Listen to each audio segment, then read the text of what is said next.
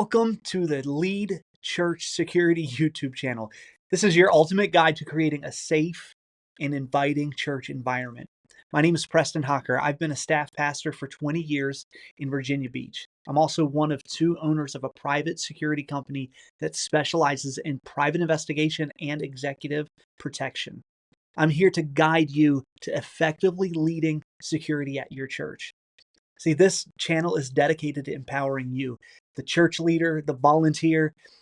We're going to give you tools and strategies and insights that are needed to build a sturdy, robust church security department. So subscribe to the channel today if you haven't already, and let us guide you through creating a safer place for worship, fellowship, and community. Today, we're going to be reacting to a video together. This video has been sent to me a number of times today. It actually occurred yesterday during the Sunday service. A man attempted to shoot a pastor. Now, the gun didn't go off, which was miraculous. And the only reason we have this video is because the church was live streaming their service to their social media sites. During the attack, there were a few people that were able to kind of jump in and help assist and take care of the threat. But I wanted to go back through basically line by line and see what we pull out of this video and see if there is anything else that we can learn from this situation. I do want to go ahead and say, before we jump into this video, I know church shootings happen, and it's terrible that it seems like they tend to be on the rise. However, I stand by my stance that church security does not equal active shooter training. There are so many more layers to church security than just active shooter or even active attacker training. See, we've got to make sure we protect our kids, not just from violence, but we also have to protect kids from pedophiles who might see the church as a place that they can kind of sneak in and get under the radar. That's why we've got to use background checks. That's why we've got to interview people. We've got to have layers that people have to work through in order to reach our kids. There are wolves that would love to put on some sheep's clothing and access our kids. We also have to protect finances. We got to have the correct permissions set up in all of our cyber spaces so that we can protect our congregation's data, so we can protect their gifts, because there are people who are digging deep, who are tithing and giving offerings. And we really have to protect those things with the utmost care.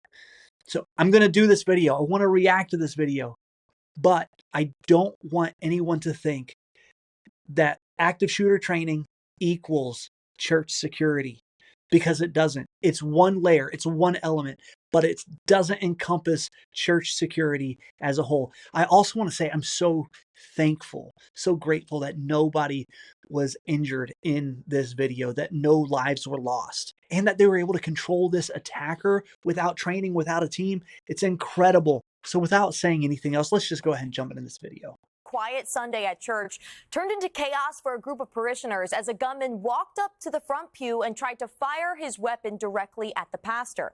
We should warn our viewers, some might find these images disturbing.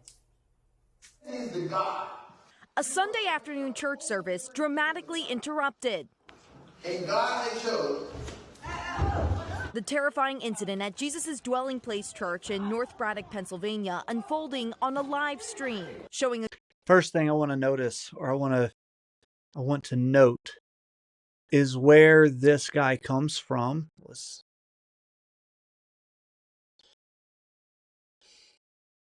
The terrifying incident at Jesus' the attacker stands up, he pulls a gun, he points it, doesn't go off, but this guy, this like hero kind of type, runs in from behind. So this is going to be one of the first things that we need to focus on, is placement of bodies.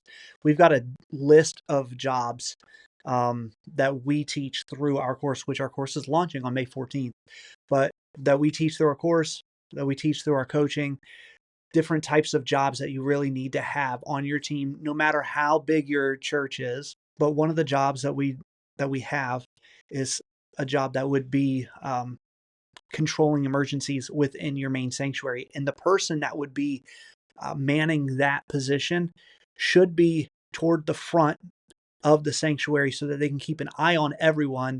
That person is going to understand situational awareness. They're going to understand assessing threats. They're going to understand body language. And that sounds like really complicated, but you're in your community.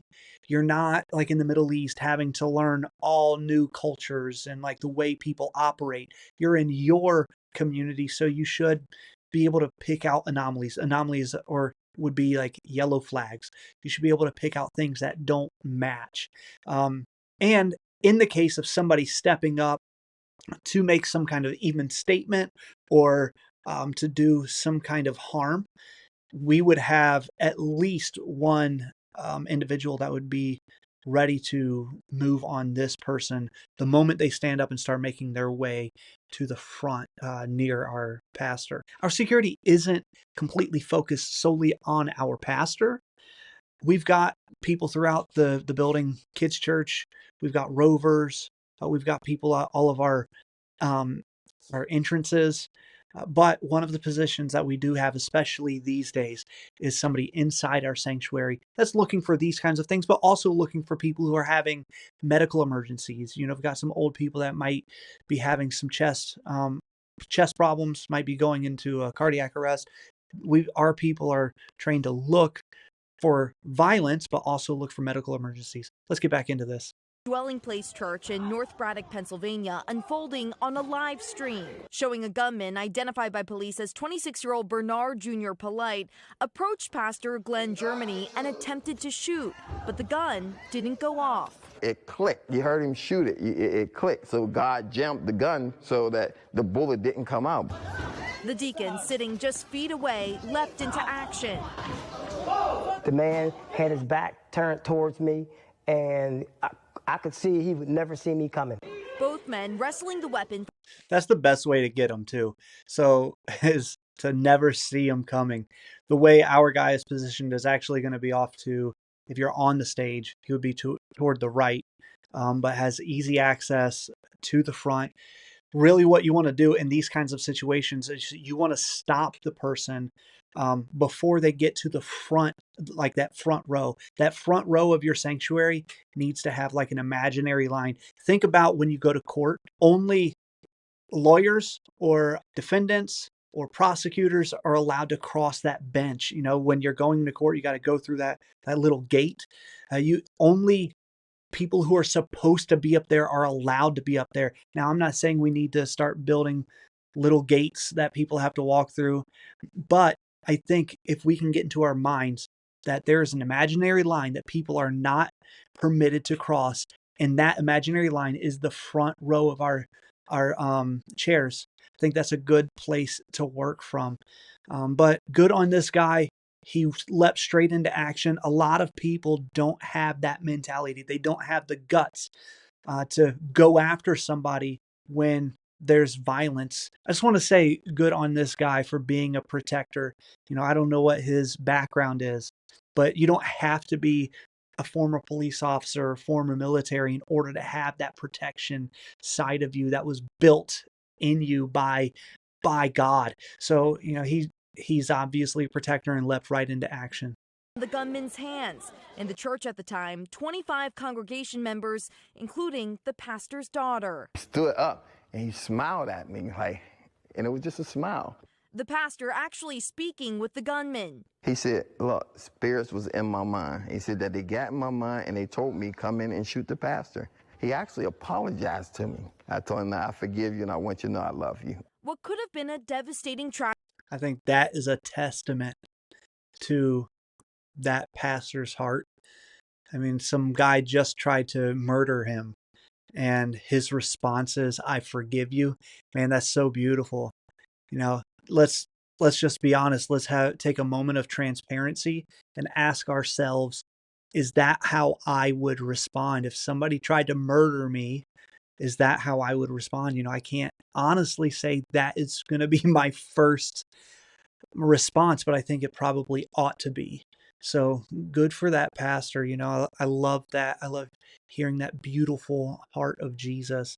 That's part of the turning the other cheek that everybody wants to bring up. Turning the other cheek doesn't mean that we don't get to defend ourselves. However, It means that we should forgive people. And to be able to forgive so quickly after having a gun pointed at you, I think that's an incredible testament to the heart for Jesus that this pastor has. At this small community church, now considered a small miracle. God had his hands on the pastor. He wasn't letting him go nowhere. No question, no question. Emily, what more, if anything, do we know about that gunman, the suspect? So the pastor indicated that he had never seen the gunman before the incident, and now one of the big anomalies that we talk about, the things that don't match, are actually when single men come to church. Doesn't mean we got to kick them out. Doesn't mean we got to make them feel uncomfortable, but we have to make them feel seen. We want them to feel like people see them.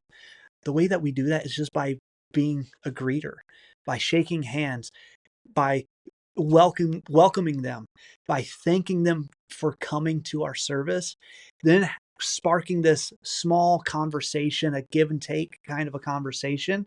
We can begin to read body language. We can begin to read asocial behavior. Some of those things, I'm not saying that this church did absolutely anything wrong. I'm not going to sit on an ivory tower and say that they should have done X, Y, or Z, because quite frankly, I don't have enough context to give a whole lot of feedback. However, one of the things that we ought to take notice of in our churches is just people who are coming, who, especially young men who are coming by themselves, and if they're new, we need to make sure that we greet them so that we can, one, make them feel welcome. Don't be disingenuous about it. Make them feel welcome at your place, in your community. Make them feel welcome. But also, we want to do this so that we can see if they're a little anxious, see if they're feeling a little worried. That way, if you've got some asocial behavior, if you're noticing that somebody might seem to be in mental distress, you can place one of your team members, even just a good old boy that can sit near him and keep an eye on him. So if he does something nefarious, that good old boy gets to step into action and protect the flock.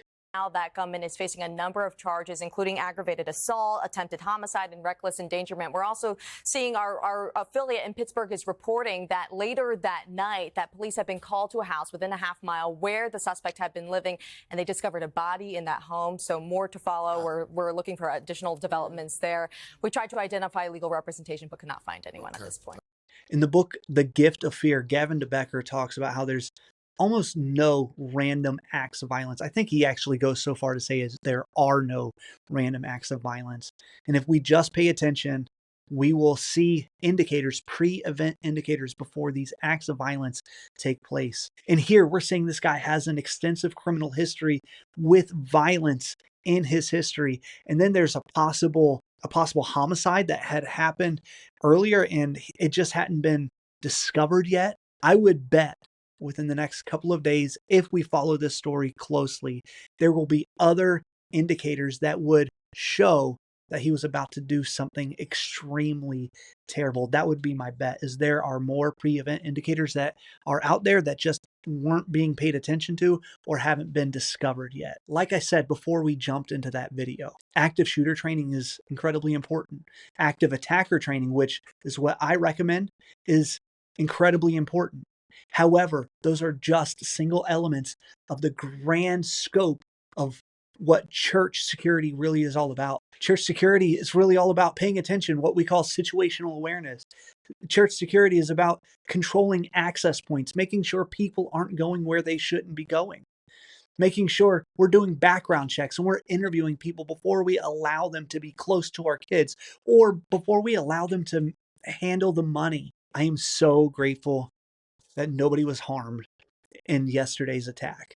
I'm so grateful that by the hand of God, that gun miraculously did not go off. And I'm so grateful that they were able to stop this man without having to fire a single shot. No lives had to be lost. And I think that's something that also ought to be celebrated.